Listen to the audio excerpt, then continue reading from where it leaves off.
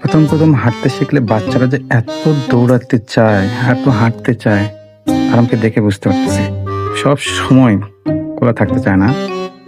শান্তা আর যাওয়ার পরে রেল স্টেশনে আমরা দাঁড়িয়ে আছি, ও কোলে থাকবেই না, একদম কান্নাকাটি করতেছিল। তারপরে ওকে ছেড়ে দেওয়া হলো।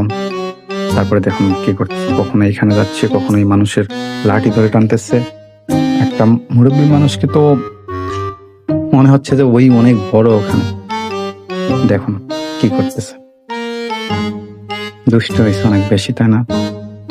আগে এমন দুষ্ট ছিল না, চঞ্চল হয়েছে। ওর বড় বাবা চাচ্চুর মতো, ওরা যেমন চঞ্চল, ও সেম এরকম।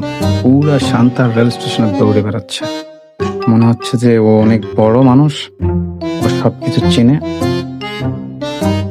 এই যে মুরব্বী মানুষটাকে ও মারতেছে, দেখো কোনো কথা, সব জায়গাতেই পন্টামি করবে, একটু বেশি, তাই না? যাই হোক, ও দুষ্টামি করুক আর যাই করুক, কিন্তু মানুষের সাথে সামনে কেউ আসলে কথা বললেও সুন্দর একটা হাসি দেয়, এটাতে অনেক ভালো লাগে। এই জন্য মানুষ ওকে খুব ভালোবাসে, আদর করে। আমাদের গ্রামের প্রত্যেকটা মানুষ ওকে ভালোবাসে আর ওকে কোলে নিয়ে বেড়ায়।